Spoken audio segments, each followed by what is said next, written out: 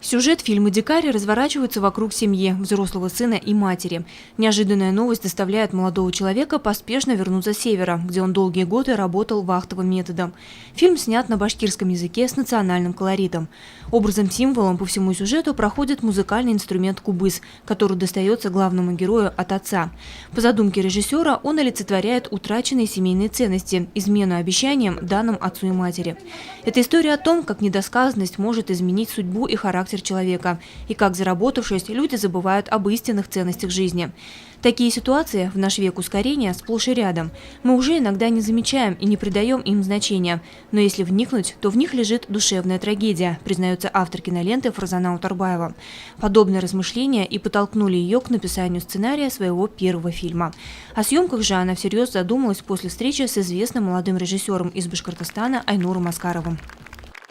С детства я сама мечтала стать актрисой, и как я переехала 2-3 года назад, познакомилась с Айнуром Аскаровым, и пообщавшись, я поняла, что я тоже хочу стать режиссером, я тоже хочу снимать фильмы. Когда узнала о том, что проводятся такие конкурсы, как питчинг сценариев, написала для конкурса сценарий, и с этим сценарием я год назад ровно выступала в Москве во всероссийском питчинге, среди 600 работ вошел в семерку лучших, и вот уже спустя год наконец-то этот фильм уже имеется, сделали, и я чему очень рада. И вижу себя в дальнейшем только в кино, и будем снимать еще много-много башкирских национальных фильмов.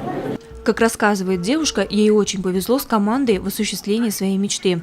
Режиссер Айнур Аскаров, который вдохновил ее на съемку первого фильма, стал креативным продюсером. Тимур Ганеев, участвовавший в съемках таких фильмов, как «Енмеш», «Эссе», «Пилорама», «Из Уфы с любовью», был оператором-постановщиком.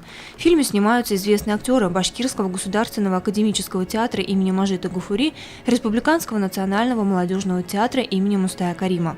Актеры идею начинающего режиссера поддержали сразу. Видеть поддержку именитых актеров, многочисленных друзей и то, как твоя мысль обретает плоть – неописуемое чувство. Ради этого стоит бросить все и рискнуть, услышать мнение зрителей. «Я готова к критике», – говорит молодой режиссер. В этот день в адрес Фарзаны Утарбаевой прозвучало много напутственных слов и пожеланий. Посмотрели дебютный фильм молодого режиссера Фарзаны Утарбаевой, моего друга. Фильм очень был шикарный, и как раз в фильме рассмотрена такая проблема, как проблемы отцов и детей. Я думаю, на данный момент очень популярная такая тема, потому что многие дети уезжают, забывают своих родителей. И этот фильм показывает как раз тот момент, когда не надо забывать родителей, и всем после этого фильма стоит позвонить родителям, узнать, как дела. Очень радует то, что в последнее время многие режиссеры наши, именно башкирские, снимают фильмы на башкирском языке. Это популяризирует наш башкирский язык.